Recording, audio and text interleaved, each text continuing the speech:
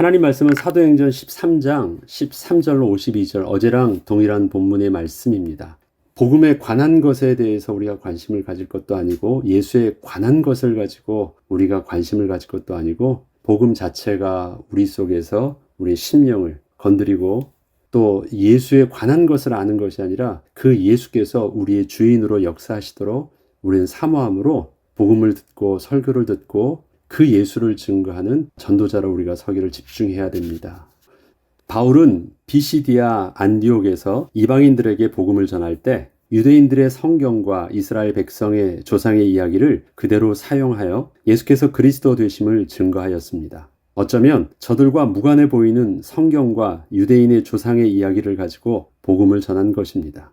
어떻게 이스라엘 백성의 하나님이 이방인의 하나님이 될 수 있었을까요? 이스라엘의 역사와 이스라엘의 율법이었는데 그것이 어떻게 이방인들에게 강력하게 어필이 되어지고 그 이스라엘의 하나님을 이방인들이 붙잡고 또 믿고 섬길 수 있게 되었을까요?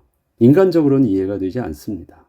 정서적으로나 종교적 배경으로나 어떤 것도 잘 맞지 않기 때문에 그렇습니다. 하나님께서는 이스라엘을 복의 근원으로 부르셨지 유일하게 하나님의 복을 누릴 자로 택하신 것이 아니셨기 때문에 이 복음의 내용이 가능한 것입니다. 하나님께서는 이스라엘을 통하여 모든 사람에게 하나님의 구원을 증거할 수 있는 제사장 나라가 되게 하신 것입니다. 이스라엘만을 구원하신 것이 아니라 이스라엘을 택하여 복의 근원되게 하셨다라는 것입니다. 그래서 그를 통해서 복이 퍼지는 자가 되게 하신 것이지 그 이스라엘 백성만을 위한 하나님은 아니시기 때문에 그렇습니다.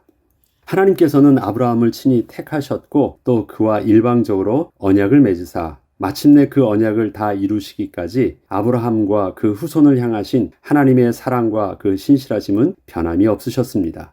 이처럼 하나님께서는 아브라함을 택하사 하나님의 하나님 되심을 명확하게 증거하여 주셨고 그가 거룩한 백성으로 온전히 변화되기까지 신실하게 인도하여 주셨던 것입니다. 그리고 그 하나님께서는 바로 우리도 동일하게 은혜로 택하시고 우리의 삶 속에서도 성령으로 함께 하시며 하나님의 거룩한 백성으로 온전히 설 수 있도록 여전히 인도하여 주시고 계십니다.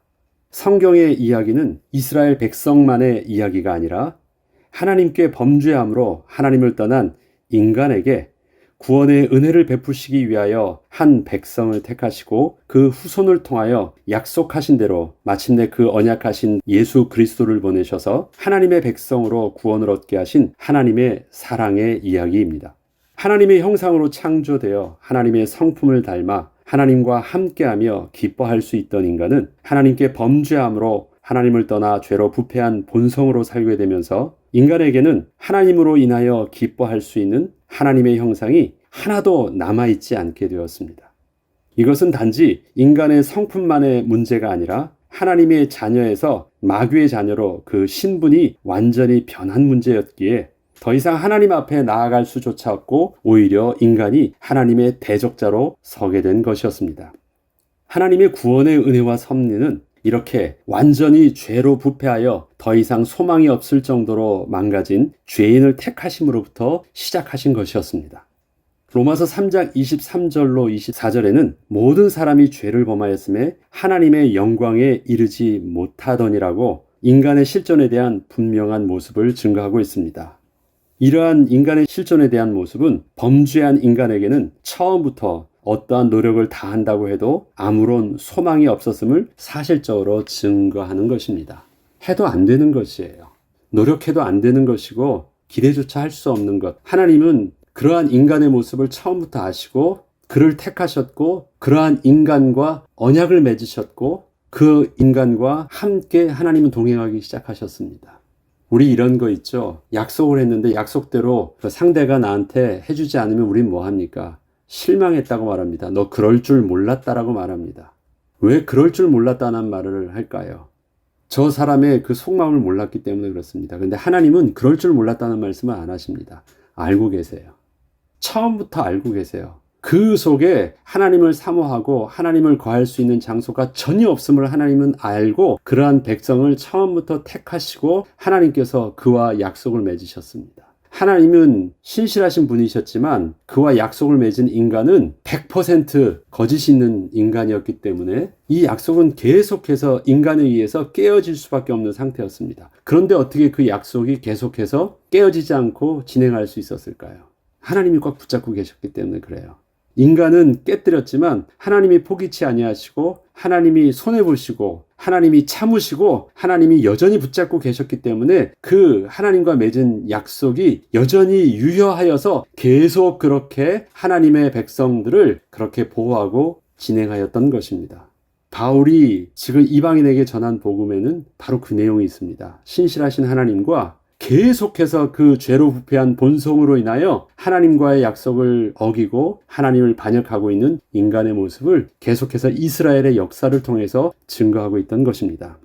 하나님의 구원의 은혜와 섭리는 이렇게 완전히 죄로 부패하여 더 이상 소망이 없을 정도로 망가진 죄인을 택하심으로 그래서 시작하신 것입니다. 이 때문에 하나님의 사랑의 이야기는 그와 대조적으로 인간의 끊임없는 불순종과 반역의 이야기임을 말하는 것이기도 합니다. 하나님의 입장에서는 사랑의 이야기이지만 사람의 입장에서 보면 한 번도 예외 없이 끊임없이 하나님 앞에서 불순종하는 반역의 이야기입니다. 그리고 이것은 하나님께서 사람을 다시 자기 백성으로 삼아 주시기 위해서는 그저 하나님이 율례와 법도를 주사 저들이 다시 순종하기까지 사랑으로 기다려 주시고 말씀으로 가르쳐 주신다고 해서 죄로 오염된 죄의 본성이 다시 하나님의 백성으로 변화될 수 없음도 사실적으로 증거하고 있는 것입니다. 소망이 없다는 것입니다. 얼마나 소망이 없는지 너희 인생의 역사를 통해서 한번 끝까지 보여주겠다. 하나님이 보여주시는 것이에요. 어떤 사람의 문제가 아니었다는 것입니다. 다른 사람이 태어나도 다른 뛰어난 왕이 나와도 결국 죄로 부패한 인간의 본성 속에서는 기대할 것이 하나도 없다라는 사실들을 확실하게 이스라엘의 역사를 통해서 보여주셨다는 것입니다. 모든 사람이 죄를 범하였으며 하나님의 영광에 이룰 수 없다. 그것에 대해서 인간은 이스라엘 백성들의 역사를 통해서 확실하게 증거하여 주셨습니다. 하나님께 범죄함으로 거룩하신 하나님을 모실 수 없게 된 인간에게는 그래서 죄 문제를 해결할 대속자가 반드시 필요하고 사단의 권세에서 구원하실 구원자가 반드시 필요한 것입니다. 더 좋은 지식과 더 좋은 교육과 더 좋은 종교적 율법이 필요한 것이 아니라 하나님의 끊임없는 그냥 기다리심과 인내하심으로 해결될 일들이 아니라 죄 문제를 해결할 대속자가 필요하고 사단의 권세에서 건져내실 왕이 필요한 것입니다. 그래서 하나님께서는 인간을 향하여 바로 예수를 대속자 되신 그리스도로 보내신 것입니다. 하나님께서 아브라함을 택하시고 그를 통하여 하나님의 구원의 은혜를 전파할 복의 근원으로 삼으실 때 아브라함을 통하여 혈통적 선민의 조상이 아닌 하나님의 구원을 얻는 믿음의 조상이 되게 하셨습니다. 그리고 그 아브라함을 통하여 당신이 택하신 자기 백성을 어떻게 사랑하시고 인도하셨는지를 그의 인생을 통하여 보여주셨습니다. 하나님과 동행하게 된 아브라함의 인생은 늘 불신앙과 불순종, 그에 따른 실패의 연속이었습니다. 하나님께서는 이러한 아브라함을 책망치 않으셨고 끝까지 기다리시며 사랑으로 다시 회복시켜 주셨습니다. 하나님의 말씀을 불신앙하고 불순종하는 그 모습은 죄로 부패한 본성에서 오는 어쩌면 당연한 모습이었기에 하나님의 끝까지 참으신 것이었습니다. 여전히 하나님께서는 그러한 아브라함을 당신이 약속하신 대로 신실하게 이끌어 주셨고 마침내 아브라함이 하나님을 경외하는 거룩한 백성으로 변화되기까지 성실하게 인도하여 주셨습니다.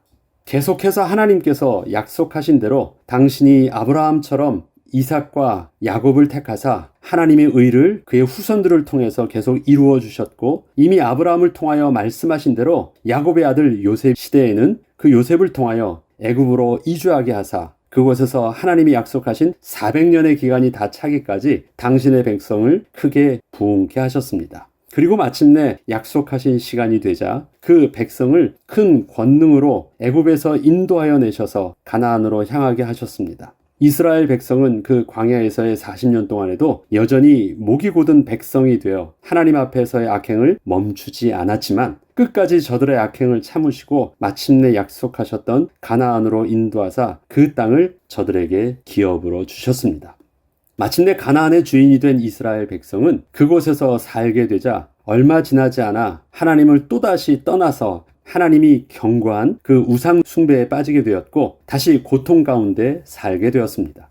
이러한 저들의 고통을 하나님은 또 불쌍히 여기시고 사사를 보내사 이스라엘을 그 구원의 손에서 구원해 주셨습니다. 그런데 이러한 패턴의 이스라엘의 범죄와 하나님의 구원의 이야기는 약 330년 동안 수많은 사사를 통해서 계속 반복되었습니다. 사사시대의 역사를 보면 반복적인 패턴이 있어요. 하나님께 불순종하고 우상에 빠지면 이방의 포로가 되고 종이 되어지고, 고통을 또 하나님께 또 간구하여 부르짖으면 하나님께서 사사를 보내사 구원하여 주셨고, 사사시대에는 형통하다가 그 사사가 죽으면 또다시 우상 숭배하고 또 포로로 잡혀가고 또 하나님께 부르짖고 또다시 사사를 보내셔서 구원하시고, 이 패턴을 반복적으로 하였습니다.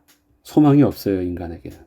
하나님의 백성에게도 소망이 없습니다. 우리는 하나님이 택하신 자였으니까, 우리는 율법이 있으니까, 우리는 하나님을 아니까 하나님을 모르는 저 이방인은 문제가 되지만 우리는 괜찮다고요? 그렇지 않습니다. 하나님이 끝까지 붙잡아 주지 아니하시면 하나님을 떠난 자나 하나님의 이름을 안다고 하는 그 누구에게서도 포도나무가 가지에 붙어지지 않으면 열매를 맺을 수 없는 것처럼 소망이 없기는 마찬가지였던 것입니다.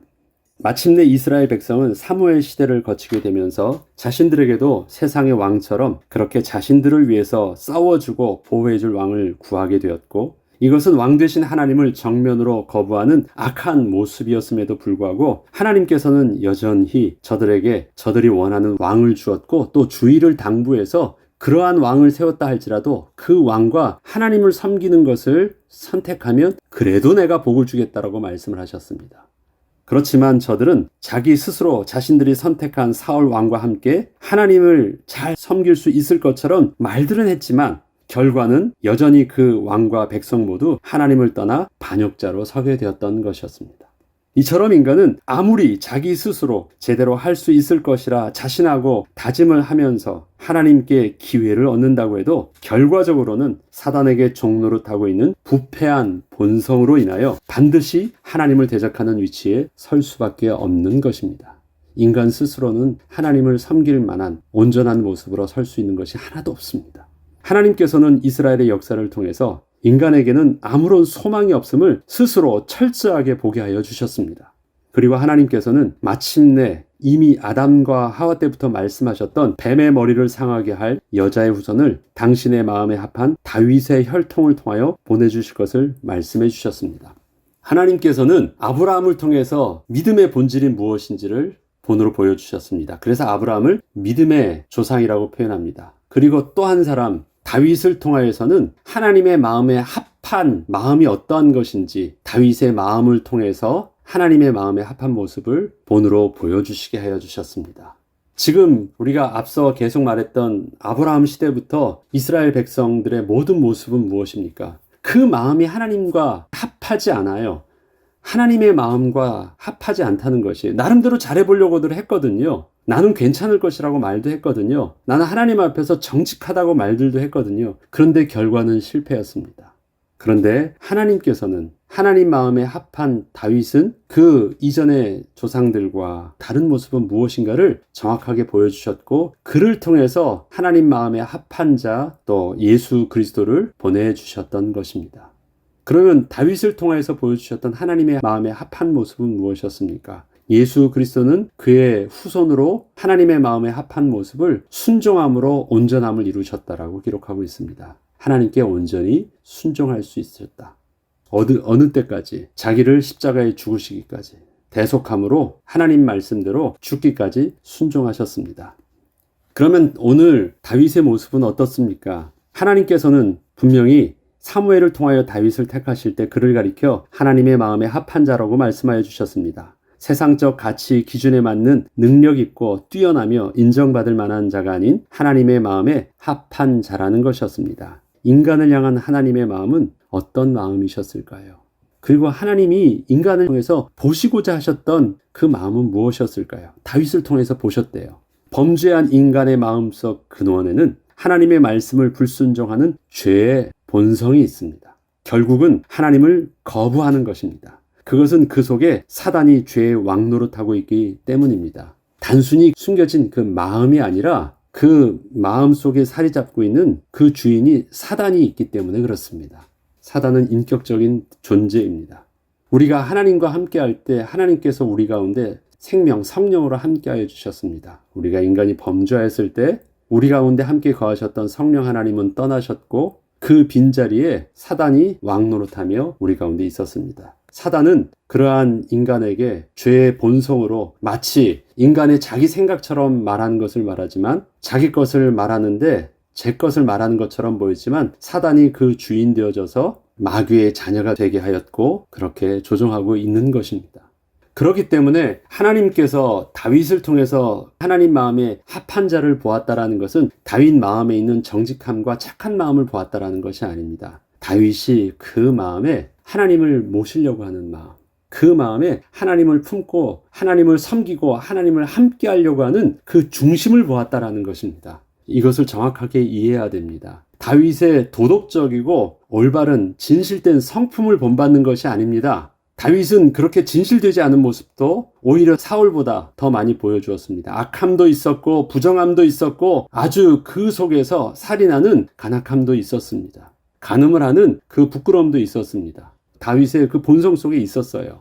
죄로 부패한 본성이 있습니다. 그럼에도 불구하고 하나님이 그 마음속에 무엇을 보냐면 하나님을 주인으로 모시려고 하는 그 마음의 모습을 하나님은 정확하게 보신 것입니다. 다윗은 하나님을 누구보다 사랑하고 늘 하나님과 함께하기를 기뻐하는 자였습니다.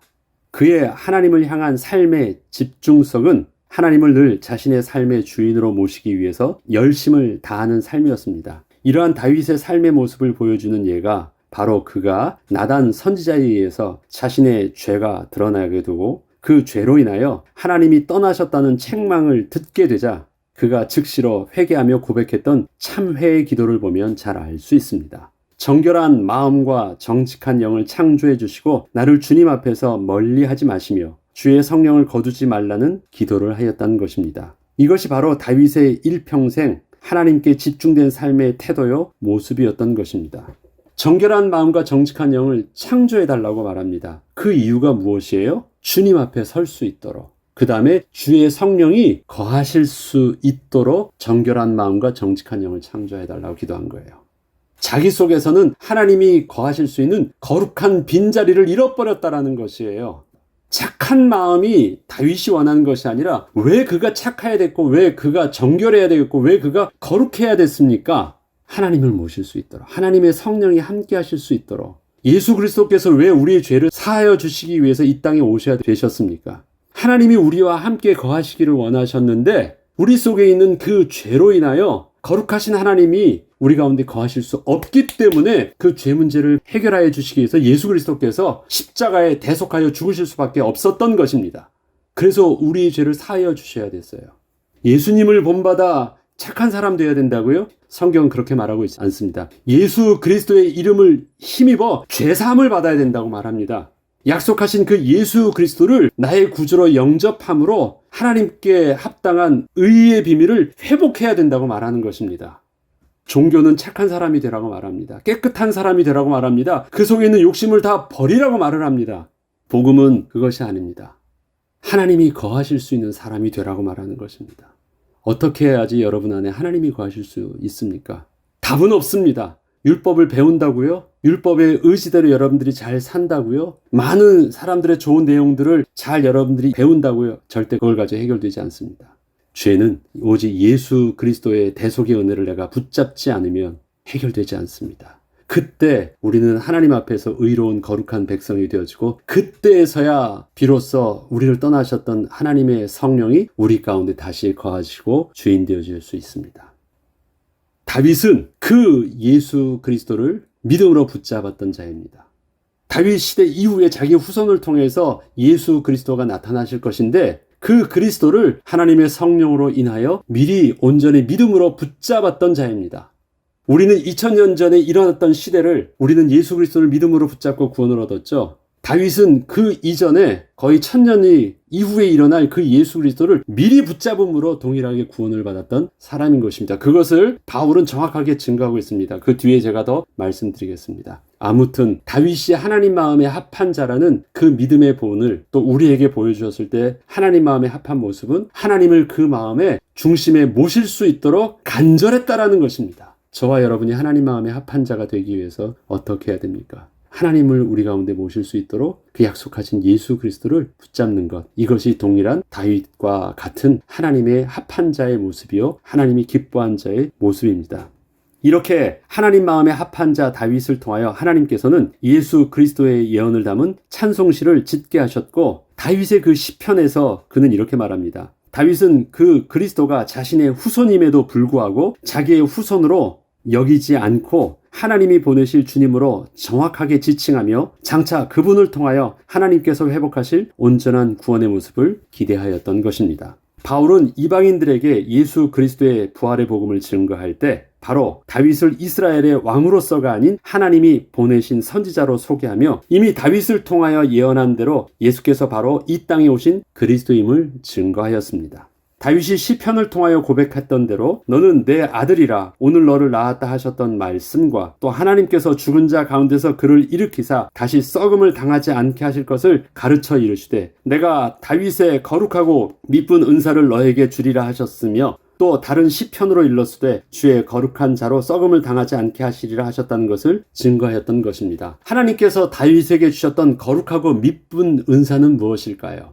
아직 그 그리스도가 이 땅에 오시지도 않으셨는데 하나님께서 보실 그 그리스도를 붙잡고 그 그리스도는 죽음에서 부활하시고 썩음을 당치 않게 하실 그 그리스도이심을 붙잡고 다윗이 그 그리스도의 은혜를 입고 하나님 나라의 소망을 가진 자가 되었대요. 그것이 하나님께서 다윗에게 주셨던 거룩하고 미쁘신 은사예요. 다시 말해서 다윗에게 주셨던 하나님의 은혜의 선물 믿음이었던 것입니다. 하나님께서 그 거룩하고 미쁘신 은사를 너희에게도 주사 우리에게도 은사로 주셨죠. 우리에게도 구원 얻는 믿음을 주셨잖아요. 그래서 그 예수 그리스도를 우리들도 동일하게 부활하신 그리스도로 붙잡고 그 그리스도로 인하여 우리의 죄도 사함을 받고 우리도 하나님의 거룩한 백성으로 변화될 수 있었던 것입니다. 바울은 그것을 다윗을 통해서 증거하고 있는 것입니다. 바울은 이러한 고백을 하였던 다윗도 죽어 썩음을 당하였지만 하나님께서 살리신 예수는 부활하사 썩음을 당하지 아니하셨음을 증거하면서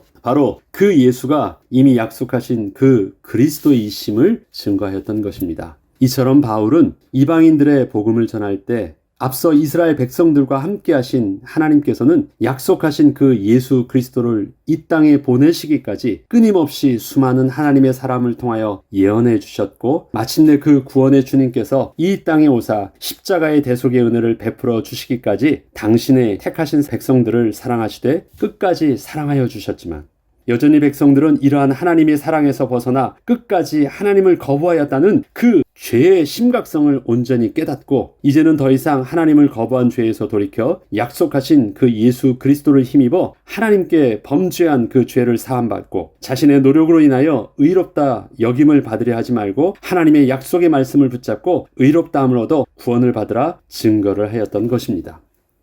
죄로 부패한 우리의 본성에도 여전히 하나님을 사랑하고 섬긴다고 하면서도 날마다 예수 그리스도의 이름을 힘입지 않고서는 온전히 하나님 앞에 설 수 없는 연약함이 우리 가운데도 있음을 잊지 말아야 하겠습니다. 그리고 우리를 사랑하시되 끝까지 사랑하여 주신 그 사랑을 기억하고 혹시 오늘도 실패한 모습이 있다면 낙심치 말고 또다시 예수 이름을 붙들고 또다시 하나님의 은혜의 보좌 앞으로 나아가는 믿음이 우리에게 회복되어야 되겠습니다. 그래서 오늘도 예수 그리스도의 이름을 힘입고 하나님께 나아가 기도하고 하나님을 찬양하고 그 하나님을 또 우리가 우리 가운데 주로 모시는 은혜 가운데 승리하는 하루가 되길 주의 이름으로 축복합니다. 기도하겠습니다. 하나님 아버지, 하나님의 마음에 합한 자 다윗의 모습은 어떻게 해서든지 거룩하신 하나님이 자신의 삶의 중심의 주인이 될 수 있도록 하나님의 은혜를 놓치지 않으려고 몸부림친 것이었습니다. 하나님, 우리의 중심 속에서도 오늘도 주님이 우리의 왕이 되어주시고 우리의 주인 되어주시고 우리와 성령으로 함께하여 주셔서 오늘 우리가 걸어 나아가는 우리의 삶 속에서도 하나님이 주시는 형통함의 복이 있게 하시고 예수 그리스도의 이름을 힘입어 모든 음부의 권세와 싸워 이기는 승리의 모습이 있게 하시며 그 이름을 붙잡고 기도할 때 하늘의 신령한 응답을 누리는 기도 응답의 비밀이 있게 하여 주옵소서. 감사드리며 우리 주 예수 그리스도 이름으로 기도합니다. 아멘.